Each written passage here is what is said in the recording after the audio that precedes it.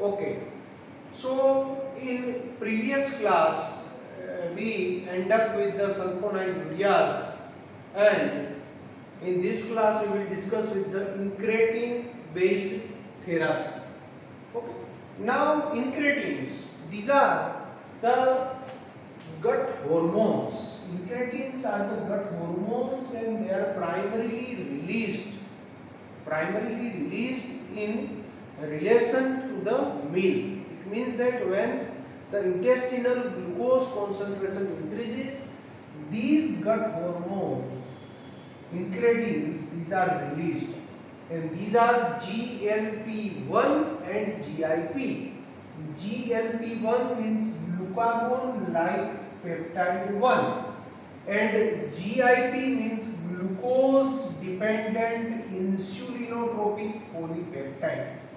Okay, but in human being this GLP-1 is more important, and their receptors are present on pancreatic beta cells, alpha cells, gastrointestinal tract and many other areas. Okay, and these receptors, as I have told you that sulfonylureas receptors are present on the pancreatic beta cell membrane, and these receptors they itself incorporate ATP sensitive potassium channel, while these GLP-1 receptors, these are G protein coupled receptors present on the pancreatic beta cell membrane, also present on the alpha cells and other cells, as I have told. Now, what are the functions of these incretins or GLP-1?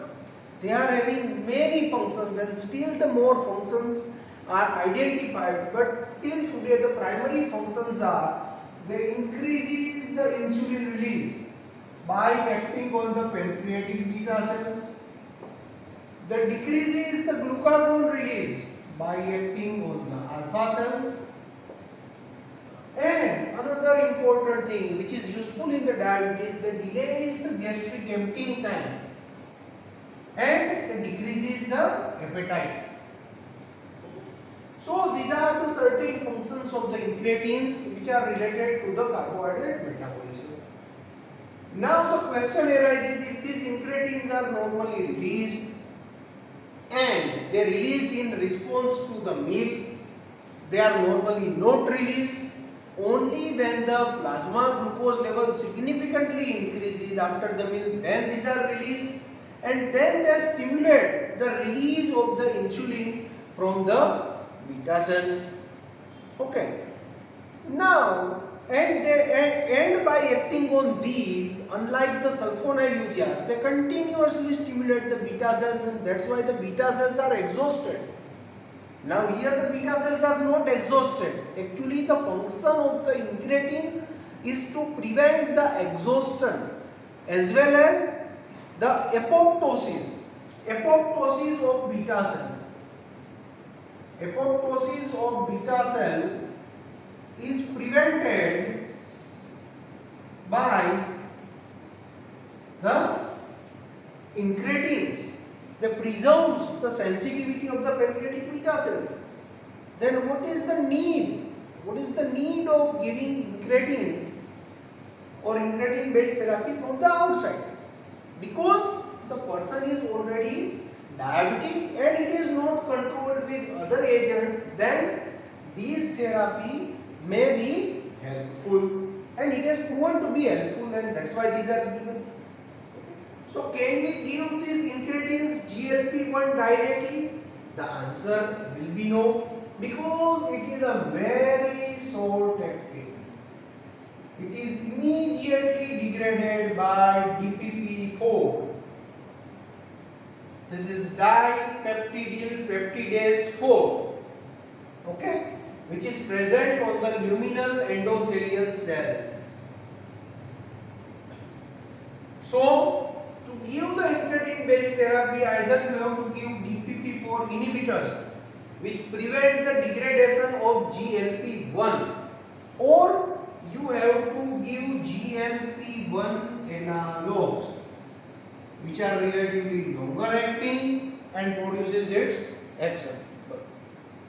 So now we will discuss about the DPP4 inhibitors.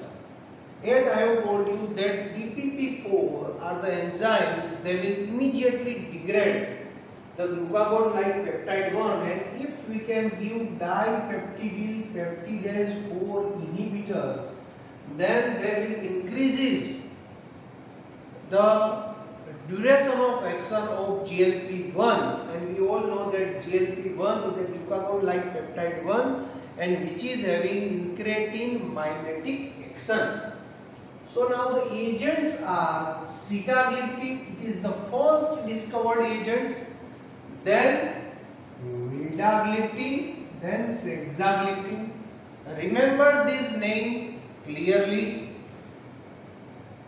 Now, first of all, about their efficacy, you have understood the mechanism, how they produces its action. Okay. Now I want to add another thing in its pharmacological action is that they are not hypoglycemic. Why they are not hypoglycemic? Because they are the incretin mimetics, and that's why they increases the release. They stimulates the pancreatic beta cells only whenever the meal related blood glucose concentration is increased. Then and that's why the hypoglycemia is very less if they are given alone. But if they combine with the sulfonylurea or insulin or other agents, then the chances of hypoglycemia is increased. Okay. And as far as their efficacy is concerned, it is slightly lower, not significant. It is slightly lower to the sulfonylureas, but there are many advantages over the sulfonylureas. They don't causes the exhaustion of pancreatic beta cell. They don't causes the pancreatic beta cell failure. Okay. And their primary indication is to combine with the other first line agents like metformin or sulfonylurea and then pioglitazone when they are not effective in controlling the blood sugar level. Now some important points about certain individual agents. This is first is sitagliptin. Okay. Now sitagliptin is selective for DPP4. There are various other enzymes, DPP8, DPP9, but it is selective for DPP4. But it is a reversible inhibitor, and that's why twice daily dosage is required. Now this drug is primarily eliminated unchanged by the kidney, and that's why its dosage is to be reduced in renal failure. Now the other agents, vildagliptin and sexagliptin. Now while you go through the textbooks, there are many more gliptins, but at least you should remember 2 to 3 agents at your level. Now there are certain similarities, that's why I have mentioned both these agents over here. Vildagliptin and sexagliptin, they are covalent inhibitor, and that's why even if they are not present in the plasma, the inhibition of DPP4 lasts longer, and that's why they can be given once daily.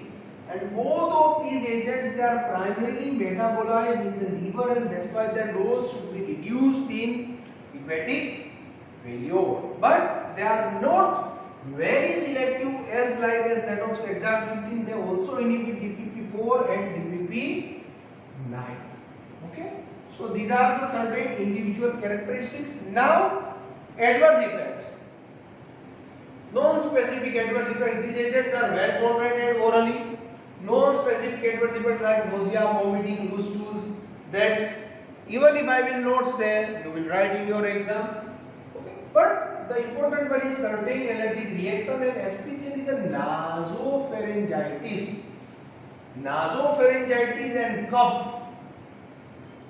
These allergic reactions are seen due to inhibition of the metabolism of substance P. Inhibition of metabolism of substance P. Okay, that's why they are seen. Okay.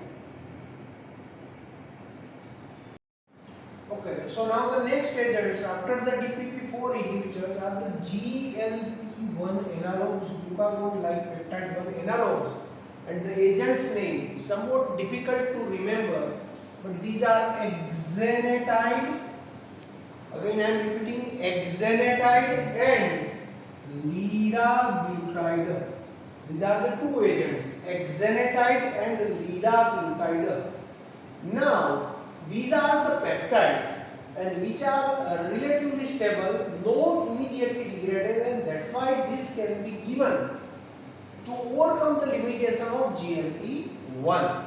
Okay, but these are peptides in nature, and that's why if you give it orally, these are immediately degraded, and that's why these agents have to be given by subcutaneous route.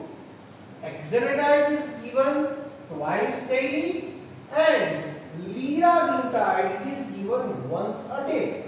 What is the reason? Because these liraglutide is very tightly bound to plasma proteins. It is very tightly bound to plasma proteins, and that's why it is having a longer duration of action. Okay, but again, the therapeutic status is similar as that of the DPP-4 inhibitors. They are used as an add-on drug to sulfonylurea or metformin or pioglitazone. Okay, they are not used alone or as a monotherapy in the diabetes mellitus. And the adverse reaction, first and foremost, is the cost. Second is they are not given orally, you have to take it parenterally. And third, here you have to mention, there are certain drugs where the nausea and vomiting are very troublesome side effects, and you have to mention it, like with the digoxin, like with the chloroquine, like with the quinine, and like here with the GLP-1 agonist, is nausea and vomiting. And on a long-term use, certain cases of acute pancreatitis have been reported. So one has to be cautious for this also.